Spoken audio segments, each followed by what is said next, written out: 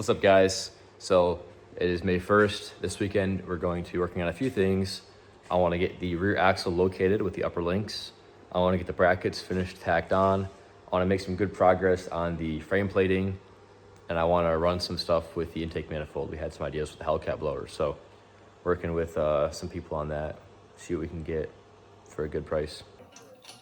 All right, we got the axle back from Boss Trucks. They went ahead and sandblasted this and welded on the axle truss for us to save us some time.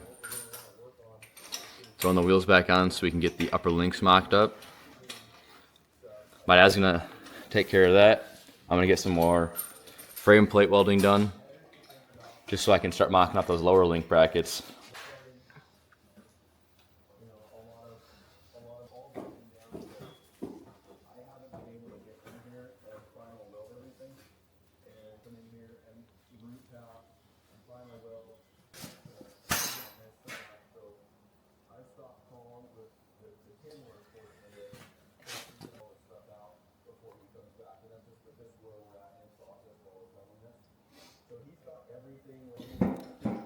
Here's my little TMR welding table.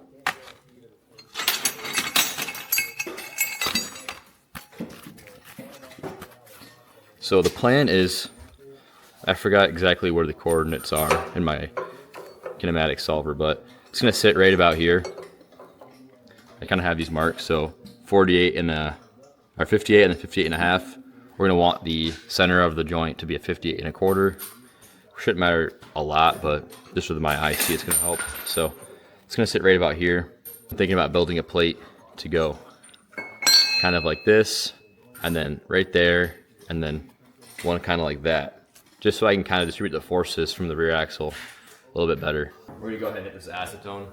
It's been a minute since we've been up here, so there's some dust and bullshit on it.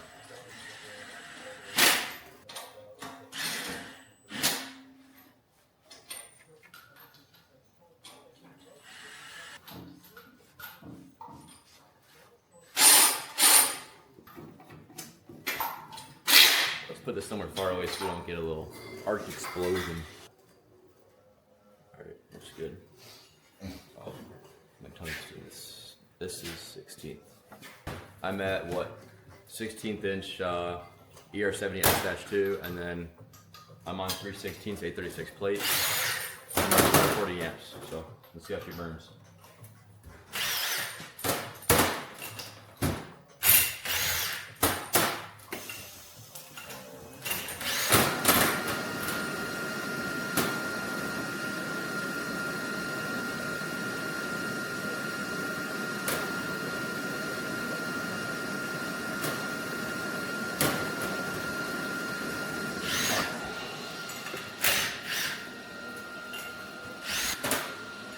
So we'll go ahead and rip that pass real quick from there to there, and then I'm probably gonna grab my 3/32 filler rod for this pass, just because it's a little bit deeper and I want to get good penetration. Yeah.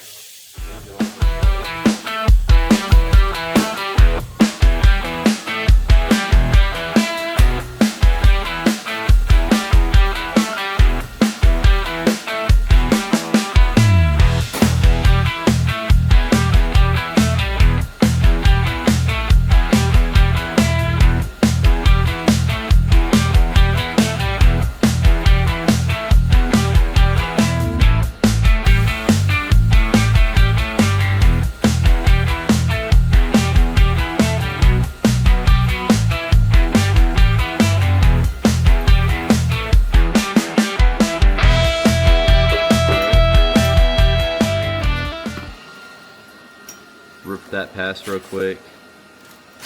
Not too bad. To be honest, when I was cutting this plate out, I didn't know how wide these had to be. So I don't know if I'm getting any penetration at all on these. I mean, this one I burned pretty heavy, so I'm hoping I got some below, but it's not going to be as effective as it should be. But lessons learned.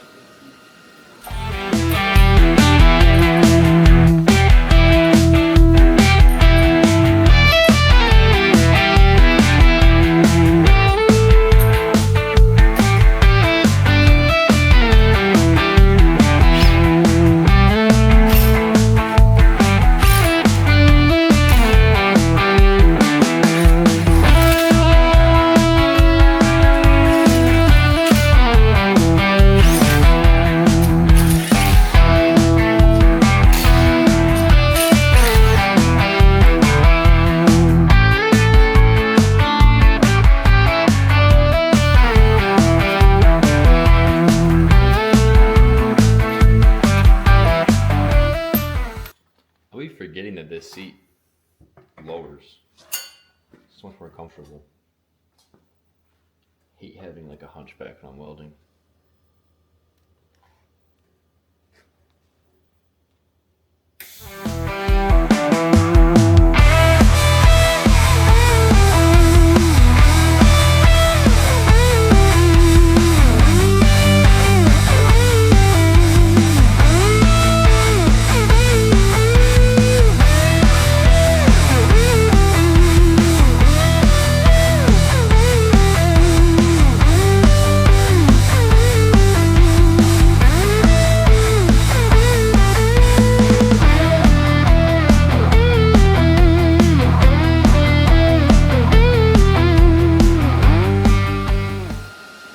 I don't know why, but whenever you use 3 30-second filler, it never turns out as clean as the 16th inch.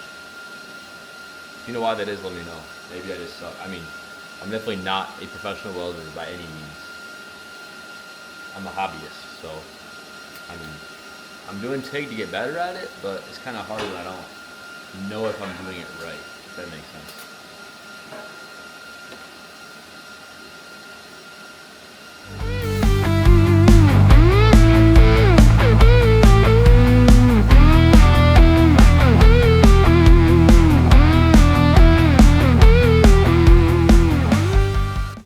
I'm gonna run a root pass right here before I put the second plate on because it's gonna kind of cover it up. And just because you don't see it doesn't mean you shouldn't weld it. So I'm gonna shoot one root pass, second root pass, and then I'll go ahead and put that second frame plate on there, and we'll go from there.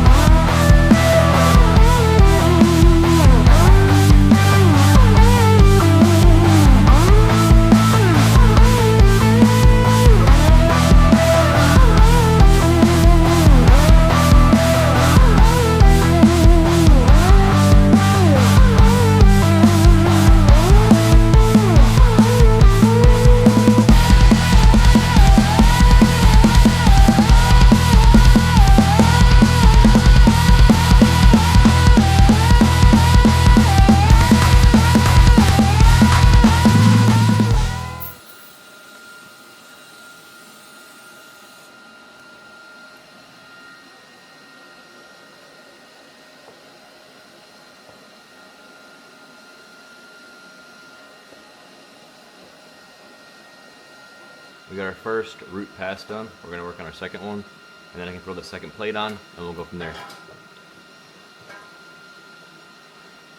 I need my lowboy chair.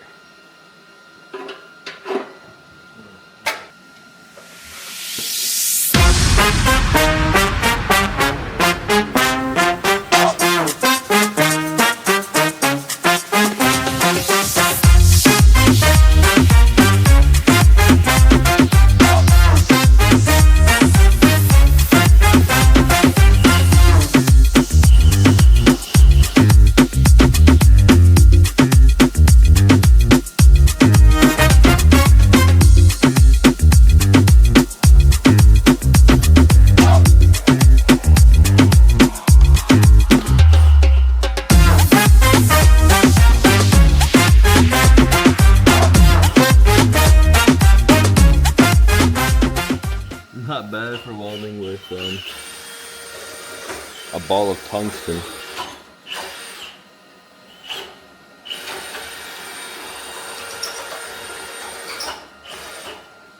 Alright, let me go grind this off real quick and we can finish up that pass and throw that second plate on.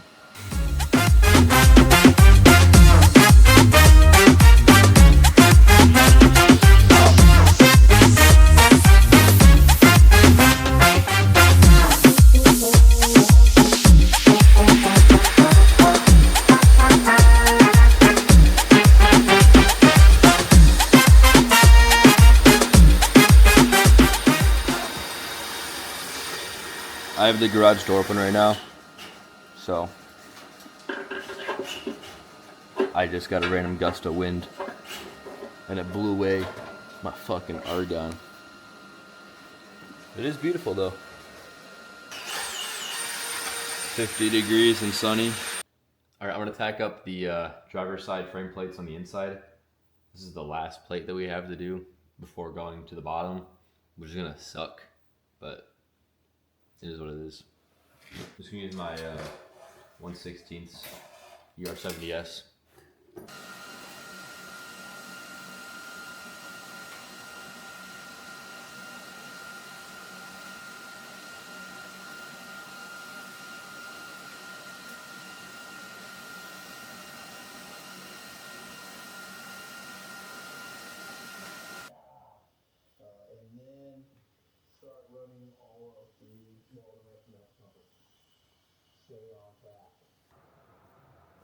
Alright, what's up guys? We're going to do a little unboxing video for some of our sponsors and partners. So first up, we have CJ Story. He got us those beautiful cab mounts. So let's go ahead and check those out. Honestly, stone machining is pretty sweet because I spent maybe 15 minutes designing the cab mount, sent him the design, and he had these cut out and shipped back to me within 2 weeks, and that was when he was already busy. So, wow, these are amazing. Even threw a little American flag on it. Made in USA, baby.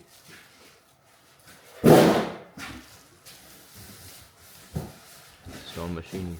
Oh, even threw in a little bottle jack twist knob for a quick adjust with the plastic one. His billet's better. Alright. Carbon shocks.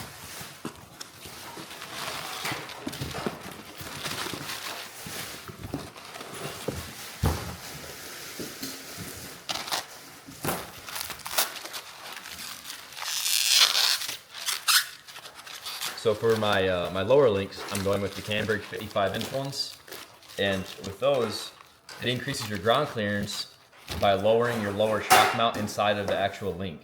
The only downside is the coilovers that I had bought from Carbon Shocks, they don't have a very long neck on the bottom, so I had to get these 3.5-inch extended ones. These are pretty nice. So just using a nice towel, vice grip on the shock shaft. I hope I'm gonna have to ask them to make sure that's the right way to do it because I don't want to damage it. But rip it off, put this one on. Sweet. I have these for both the pullover and the bypass. So we'll get those put on. And Capri tools. I actually do not have a sponsorship with them, but my buddies use the products, so I'm gonna go ahead and use it. Maybe they'll give me some discounts.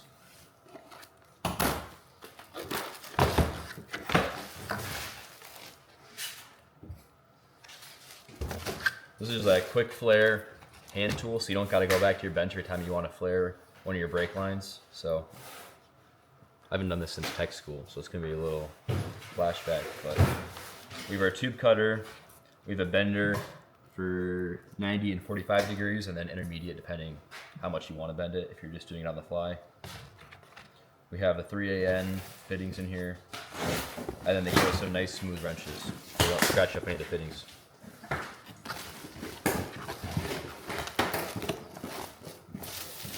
Alrighty. Thank you, Carbon Shock Stone Machining.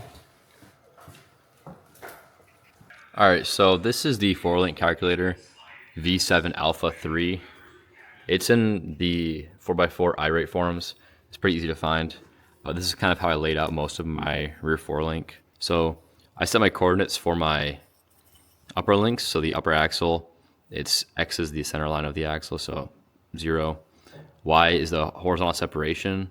Each upper link joint on the axle side is going to be 2 5/8 of an inch from the center line, and then Z is the vertical offset. So from the ground, they're almost 28 inches. And then from the frame side, They're about 44 inches from the rear axle center line. There is a 14 and 3/4 inch separation from center line. So in total, whatever, 29 and a half inches, 30 and a half inches vertically. So you can come look at the data. We have a 31-degree convergence with an overall length of 45 inches, or 45 and a half inches eye to eye. Whoa. So my design is going to be the length eye to eye when this is loosened up about 1/3 of the way down, because you can't utilize this if it's more than 2/3 of the way undone. It's just too weak. So we're gonna try to keep it at design spec, which is 1/3 of the way undone, but I can still adjust it, you know, 3/4 of an inch in either direction on each side. So I have about 1.5 inches from design to adjust it. So this is about 3 inches from center to the first chamfer, which is where the tube is gonna sit. So, you know, 3.5 times 2, 7 inches, 45.5 inch length on our tubes. We're gonna have to cut our tubing at 38.5 inches. So we'll tack up both uppers, see how she looks, and go from there. All right, so took my angle finder. They have a 31-degree convergence, so I got 15.5 degrees, drew my line on each side equally, put them as close together without the bolts touching as possible. I'm sure I can get smaller, with show a little bit less threads, but whatever, I don't have to deal with it in the future, it's not a big deal.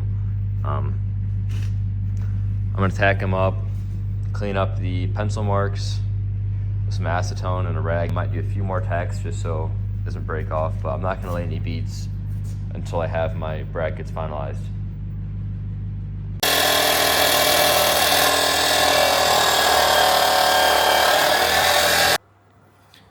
All right, so we have our 38.5 inch upper link. It is 2.25 inch OD. I believe it is 3/8 inch wall. This is 4130. Got these big ass adapter inserts. So in order, they already are square, but just to be sure, I like to have a speed square in here. Just push up against it, make sure it's flush. You can spin it, make sure nothing seems out of round. So I'm gonna throw 3 tacks around here. We'll pull it back out, do the other side, and then we'll throw in some heim joints, mount it up, and make sure when we twist it, it doesn't look out of round. And then we'll go ahead and lay some beads. I'm gonna bring this tungsten out a little bit just because this groove is pretty deep. And the groove's actually it's gonna hold the argon in a little better before it disperses. So get some good penetration time.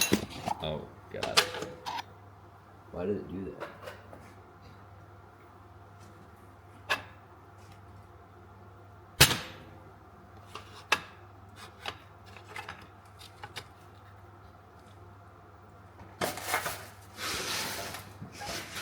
About being comfortable.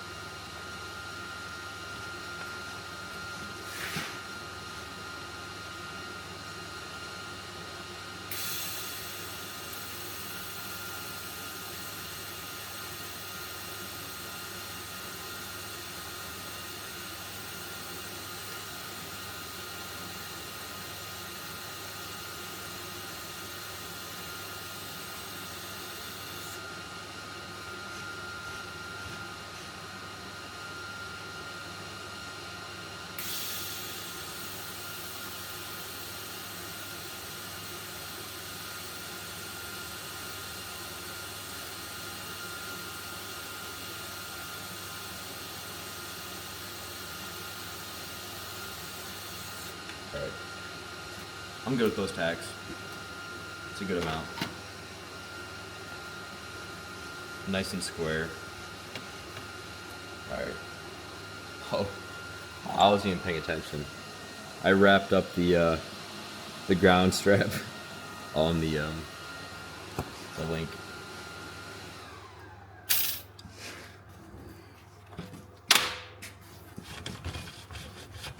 Let's unravel that ground strap. We should get a beefier depth cover for this thing. I have one from Ballistic Fab. I don't know where it's at. I called them, and I don't think they ever sent it to me because they were closing down when I first ordered it from them. And I got it for a discount. And I called back recently telling them that I couldn't find it, and I don't think they shipped it with my Truss because I honestly don't. And they said that it shows they did. So, I don't know. I might have to order it again if they won't work with me.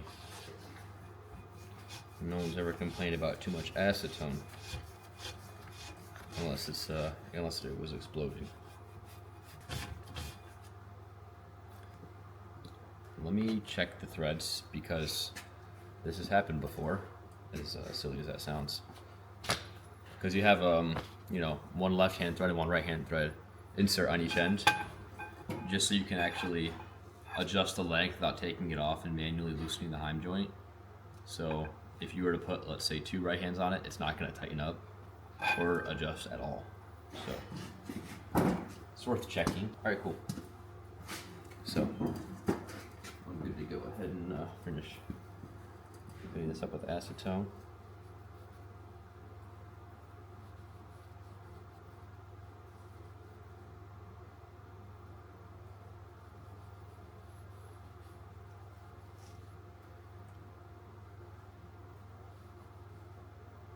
Oh, pretty.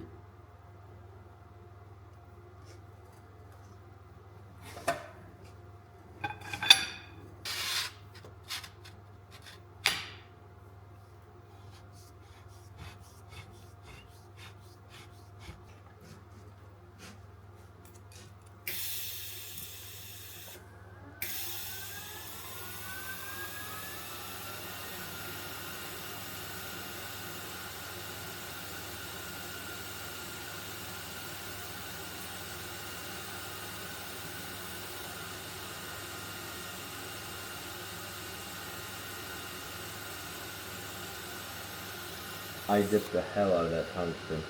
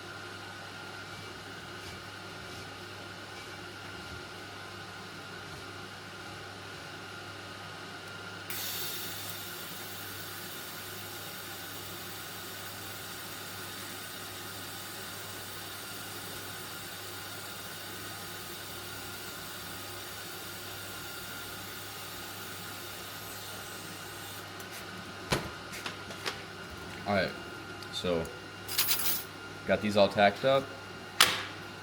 Ready to go. Damn, these things are so heavy.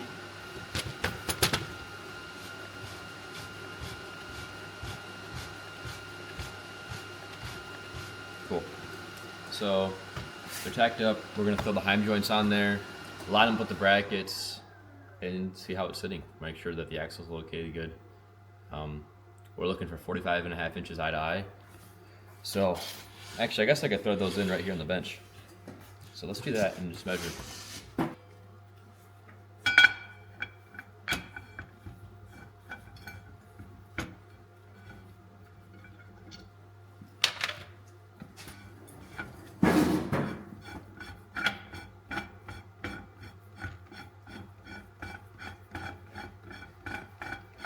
We got about 3/4 of an inch. Let me adjust this.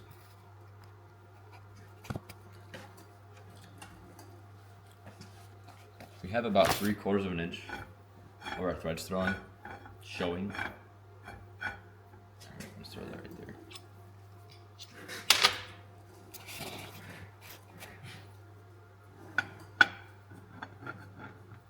It's kind of weird going from right hand side to left hand side back to back.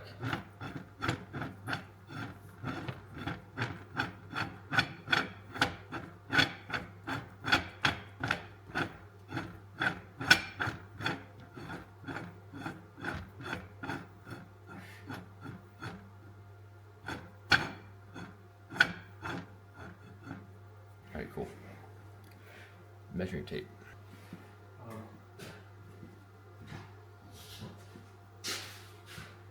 Let's see how good are the yes fills. And we are at 45.5 on the dot.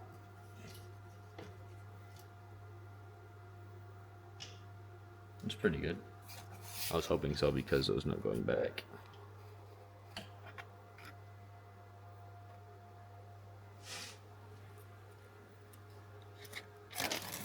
So about 45.5 on our upper links. And we got, I don't know, 3/4 of an inch of our thread showing on each side. So some decently long upper links. They'll be pretty nice. All right, so we got the upper link mounts tacked up. Got the heim joint sitting there. Looking pretty good, if I do say so.